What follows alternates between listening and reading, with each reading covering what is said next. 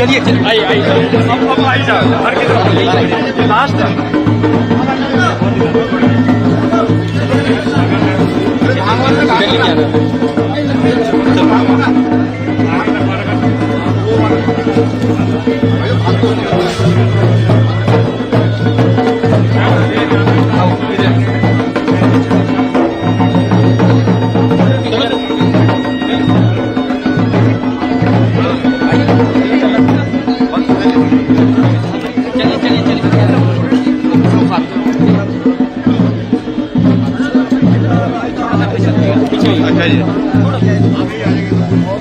थोड़ा पीछे कर ले भाई, थोड़ा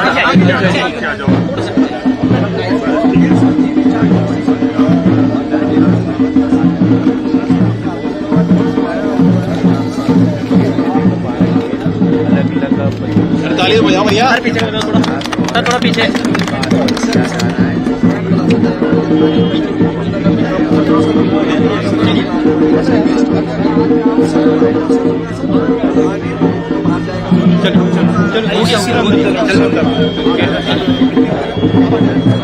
कोटा हो गया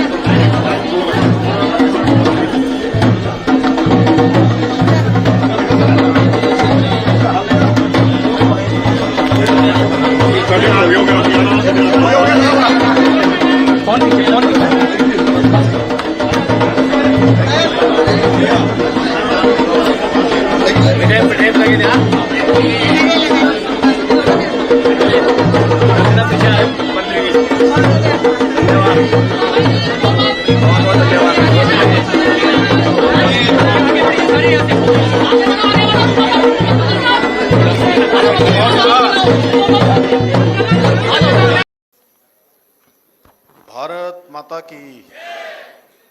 वो पीछे तक आवाज आ रही है क्या? उधर तक नहीं आ रही करे।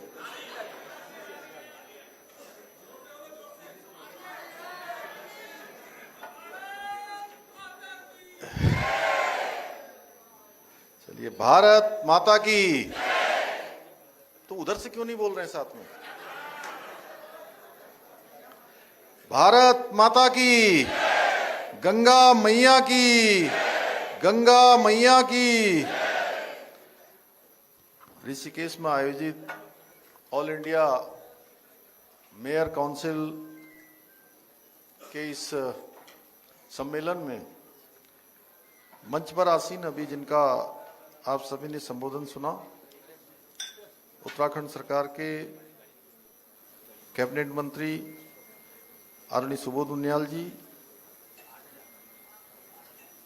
शहरी विकास मंत्री श्री राम सिंह कैड़ा जी, यहाँ के लोकप्रिय विधायक और पूर्व में शहरी विकास विभाग के मंत्री भी रहे आदरणीय प्रेमचंद अग्रवाल जी, मेयर काउंसिल की अध्यक्ष जो लगातार 2013 से अभी तक इसका प्रतिनिधित्व कर रही हैं, श्रीमती रेणु बाला गुप्ता जी, और जिनके संयोजन में ये शानदार कार्यक्रम यहाँ पर आयोजित हो रहा है, ऋषिकेश के मेयर श्री शंभू पासवान जी, महामंत्री संगठन श्री आशुतोष वासणे जी, और विभिन्न राज्यों से आए हुए सभी हमारे महापौरगण, राज्य के महापौरगण, आए हुए सभी हमारे अतिथिगण, यहाँ के हमारे सभी पदाधिकारीगण,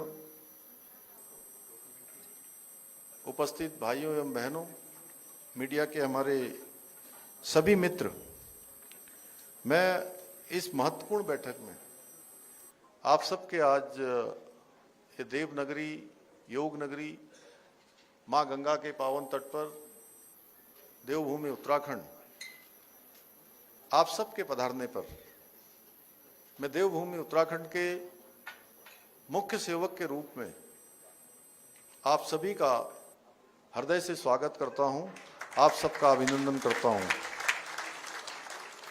मेरे लिए ये बहुत ही हर्ष और गौरव का विषय है कि आज मुझे देश भर की शहरी सरकारों के आप सभी कर्णधारों के मध्य उपस्थित होने का शुभ अवसर प्राप्त हुआ है। मुझे बताया गया है कि इस सम्मेलन में शहरी विकास, स्थानीय निकायों के सुदृढ़ीकरण, नागरिक सुविधाओं के विस्तार, ऐसे अनेक विषयों पर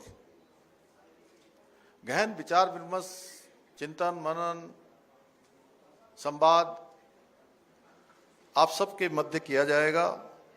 मुझे पूरा विश्वास है कि इस महामंथन से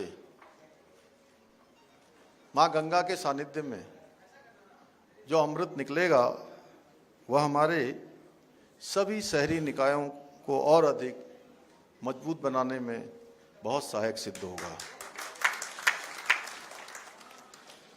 भाइयों बहनों, सभी अपने अपने शहरों के आप प्रथम नागरिक हैं। आपके कंधों पर उन शहरों को स्वच्छ बनाना, उनको निर्मल बनाना, शुद्ध पेयजल उपलब्ध कराना, मलिन बस्तियों को साफ स्वच्छ करना, उनको हर प्रकार की सुविधाएं देना, ये आपके कंधों पर ये महत्वपूर्ण जिम्मेदारी है।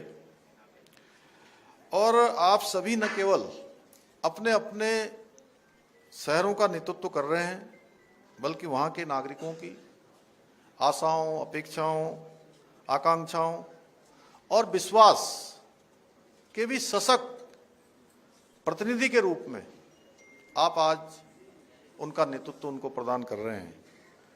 आपके प्रत्येक निर्णय का प्रभाव केवल आज पर ही नहीं होने वाला है। आपके द्वारा जो भी निर्णय लिए जाएंगे, जो भी काम लिए जाएंगे, वो निश्चित रूप से आने वाली पीढ़ियों के भविष्य को भी संवारने का काम करेंगे। कि आप किस प्रकार का भविष्य हमारी आने वाली पीढ़ी को देना चाहते हैं, हमारे अमृतकाल को किस प्रकार से अमृतमय बनाना चाहते हैं, ये बहुत बड़ी जिम्मेदारी आप सबके कंधों पर है। मेरा हमेशा से मानना रहा है कि यदि हमारे देश की आत्मा गांव में बसती है तो हमारे नागरिकों के सपने, उनकी आकांक्षाएं और उनके भविष्य की संभावनाएं शहरों में आकार लेती हैं, शहरों में विस्तार लेती हैं।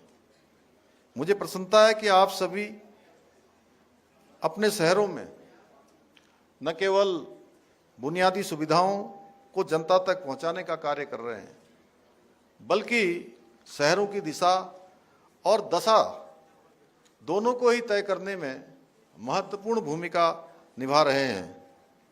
साथियों, आज आदरणीय प्रधानमंत्री श्री नरेंद्र मोदी जी के नेतृत्व में भारत में शहरी विकास के क्षेत्र में अनेक अभूतपूर्व कार्य किए जा रहे हैं और ऐसे कार्य जो देश की आज़ादी के बाद पहली बार धरातल पर उतर रहे हैं, जिनको पहली बार नीति नियमों और कार्यक्रमों में सम्मिलित किया गया है। आज स्वच्छ भारत मिशन के माध्यम से देश के लाखों शहरों, कस्बों और नगरों में साफ सफाई की एक नई कार्य संस्कृति विकसित हुई है।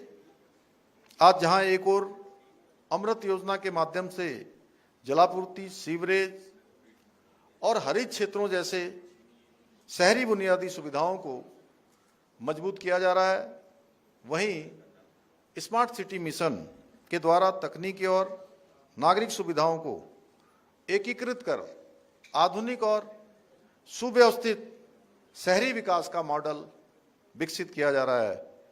आज प्रधानमंत्री आवास योजना के माध्यम से लाखों गरीब परिवारों को अपने घर का सपना उनका साकार हुआ है, उनको अपना घर मिला है।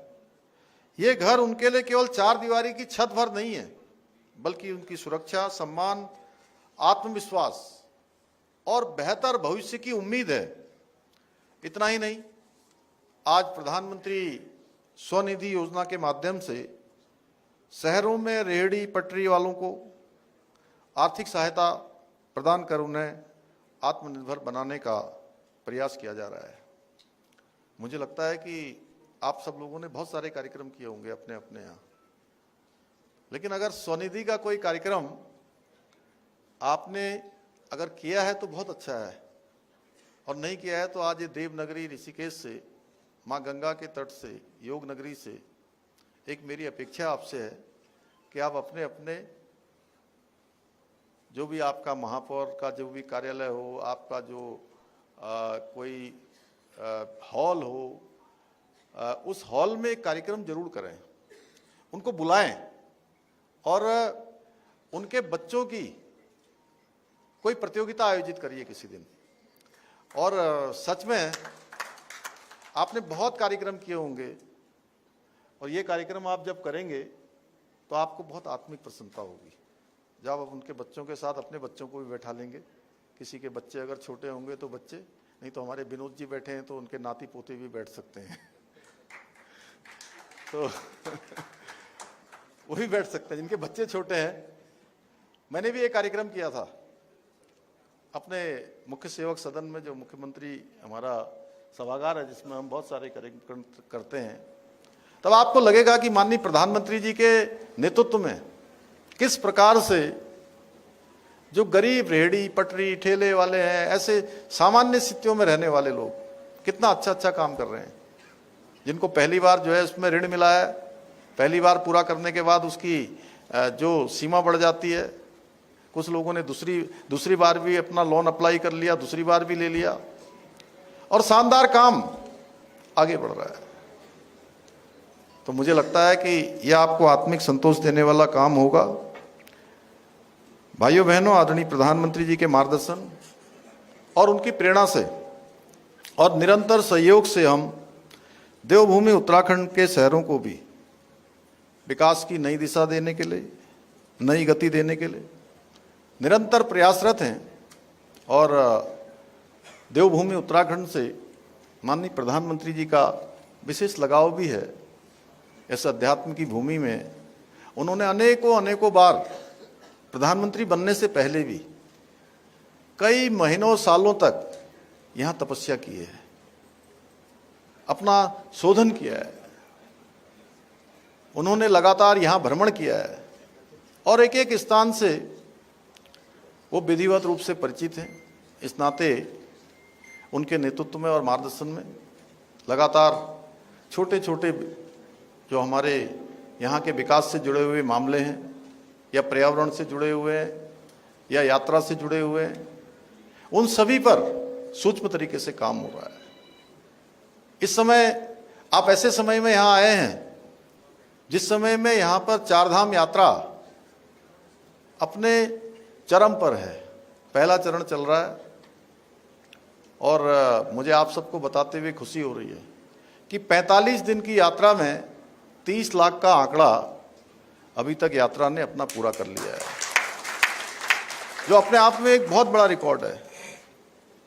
और व्यवस्थाओं को व्यवस्थित करना यह भी चुनौती भरा है, क्योंकि हमारी सर्वोच्च प्राथमिकता है कि जो भी यात्री आएं, जो भी श्रद्धालु आएं, तीर्थ यात्री आएं, भक्तजन आएं, उनकी यात्रा सहज होनी चाहिए, उनकी यात्रा सरल होनी चाहिए, बिना किसी व्यवधान के संपन्न होनी चाहिए।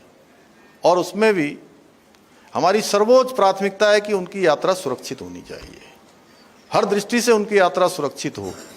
भगवान उनकी मनोकामना पूर्ण करें। और ये ऐसा स्थान है जहाँ से यात्रा प्रारंभ होती है। ये ऋषिकेश चारधाम यात्रा का द्वार है।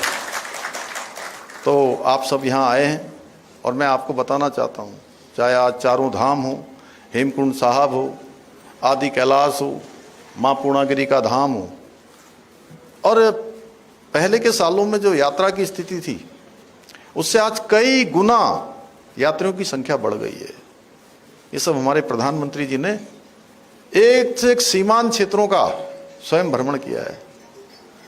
मैंने जब से 4 जुलाई 2021 से राज्य के मुख्य सेवक के रूप में काम करना शुरू किया, माननीय प्रधानमंत्री जी ने तब से लेकर आज तक उत्तराखंड का 18 बार उनका आना हुआ और 18 बार अलग अलग स्थानों पर आए। कभी वो देश के जिसको अंतिम गांव के रूप में संज्ञा दी जाती थी, माणा गांव,